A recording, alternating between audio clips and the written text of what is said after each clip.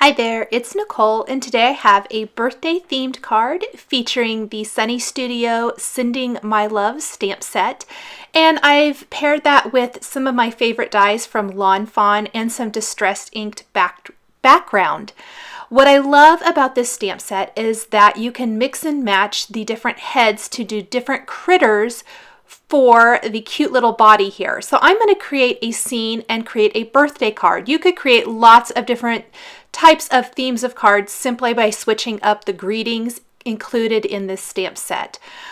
Now, I had run out of my favorite watercolor cardstock and I had a bunch of scraps left. So I am really kind of piecing together all of these little watercolor paper pieces to create my background. I am die cutting a grassy border using the new Meadow border dies from Lawn Fawn.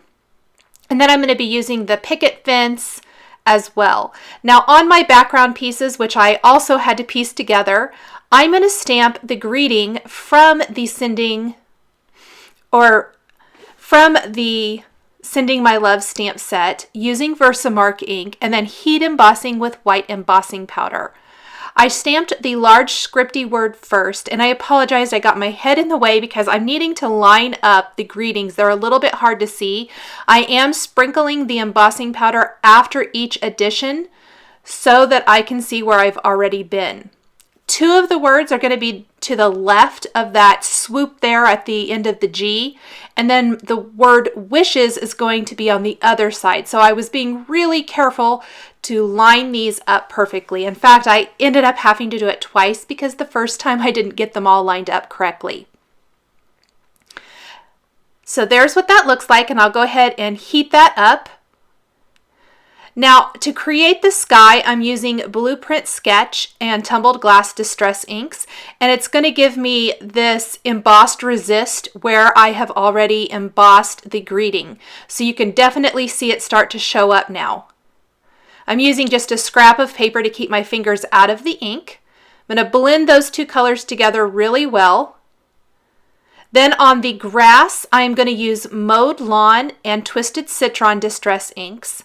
The other card I'm sharing today using the same, using stamp sets from the Sunny Studio collection, use the same colors of distress ink, just completely different themes of cards using different stamps. Once I have these pieces all inked up, I'm going to take the Distress sprayer, spritz them with some water, let the droplets sit for about 30 seconds, and then dry them with a paper towel. And it's going to leave me with an awesome distressed background. I definitely find with this Strathmore paper, I get better splotches. The ink picks up better, and you get a lot more distressing than maybe with the Tim Holtz watercolor cardstock that I used for my other card share today.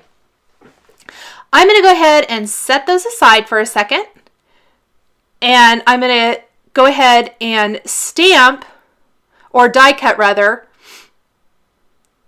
my picket fence from some smooth white cardstock. And I'm going to use the little gate feature here so that it can look like my cat image and the mailbox are in front of this picket fence with a little gate. Now on that other little scrap that's going to serve as the background, I did add a little bit of distress ink to that just in case you can see through it, which you can a little bit, and I wanted some green to show. On some Nina smooth white cardstock, I am going to stamp all of my images from the Sending My Love stamp set using Intense Black ink from Simon Says Stamp. This is a great ink to use not only if you're going to be using a water-based marker, but alcohol-based ink markers like I'm using today with the Copic markers. You're not going to get any bleeding. So I'm stamping the body image, and then I stamped the hands with the cupcake right on there. You could stamp it separately and die cut it because it does have the coordinating die if you wanted to, but I went ahead and just stamped it directly onto the body image and then stamped the head separate.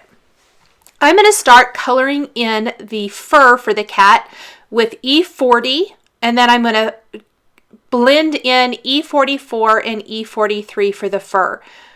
I did quite a lot of blending. I started very light and gradually worked my way darker as I built the image. So I did a lot of blending. I went back to my base color, blended that out, and you can see that a lot of the color went away. So I'm going to definitely need to pull out the color a little bit more.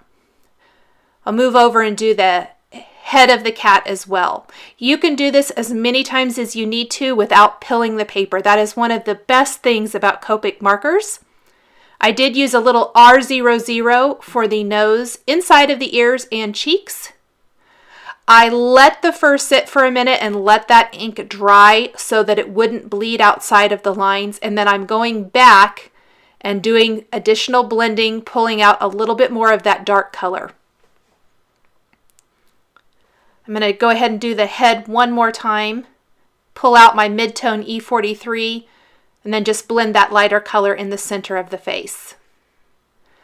Next, I'm going to work on the mailbox, and I just love a red mailbox. I think that it really pops.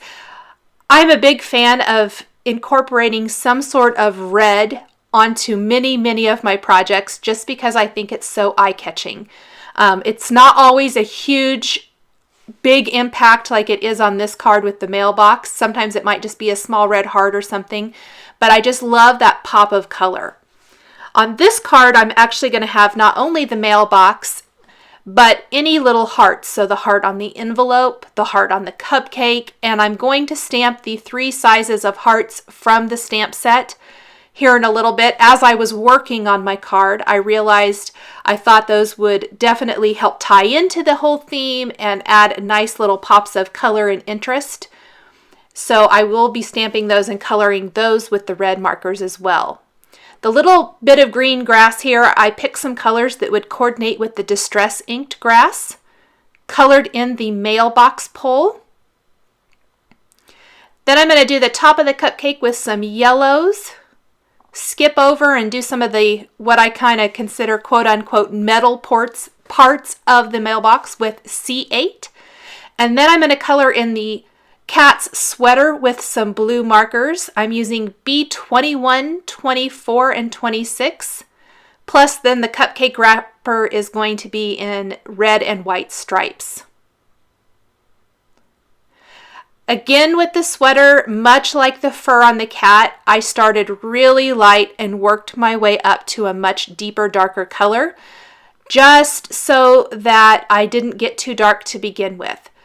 I always like to err on the side of caution and gradually go darker. You can always go darker, but it's really hard to go light or to lighten up an image. So I built that up, went back in with my darker marker, and some of those areas next to the body, under the arms, under where he's holding the cupcake, I darkened up those areas. And then I also forgot that area up around the collar, and I went back and colored that in a little bit as well, because that will show when you die cut the head and the body separately. There's going to be a little bit of an area. You want that area to be colored. The envelopes are all in light cool gray colors. And then here are those 3 sizes of hearts I was talking about earlier that I'm coloring in with my red markers. Same 3 red markers I used for everything else to make it very easy. And then I'm simply going to take the coordinating dies and use a little post-it tape to hold those in place and die cut everything for my card. Once I have all of the pieces or elements for the card, I can really start putting it all together. Before I adhere anything down, I always like to take it all, lay it out, make sure that I like how it all looks before I start committing to it and adhering it to my card. I've die cut a frame from some black cardstock using the large A2 sized stitched rectangle frame from Fawn.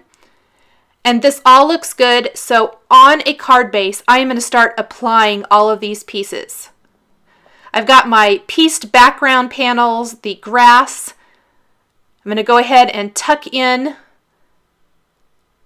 my fence, but I'm going to trim it so that it has that gate piece. So I'll go ahead and secure one end of the gate, flip that over, trim that off. Then I'm going to take my the fence or the gate piece so that I can line that up, adhere the rest of it, and trim off the excess. Then I can reattach my grass in a little bit. I did add a couple little black dots there with a glaze pin to look like it opens from that direction. And then I will tuck my grass in place, and then, so the majority of the fence is behind the grass, and then the gate is kind of in front of it. It helps give the illusion that it opens, if that makes sense. I'm going to tuck my mailbox in place, making sure it doesn't cover up the word wishes. Go ahead and tuck the cat in place. And here's where I realized that unless you color that area up above where it has that little detail, the cat's head looks kind of funny, like it has no neck. Any of the small pieces I'm attaching with some bling glue dots. One of the hearts is going to be on the center of the fence. And then I'm going to take the Wink of Stella clear glitter brush pen to add some glitter detail to those hearts. I'll attach my black frame around the whole thing to frame up this cute little scene. Just wiping off some of that excess adhesive with my finger. I'll also add some glossy accents to the nose on the cat, using a straight pen to spread out that glossy accents a little bit, and a black gel pen to add detail to the eyes, and add some sprinkles to the top of that cupcake as well with the Wink of Stella clear glitter brush pen. Thanks for watching this video showcasing Sunny Studio stamps and Lawn Fawn dies. The supplies I've used to create my card are listed and linked below the video here on YouTube. Please subscribe for weekly card making and stamping videos. Here are a couple more videos on my channel that you might be interested in watching. Thanks for joining me today, and we'll catch you next time.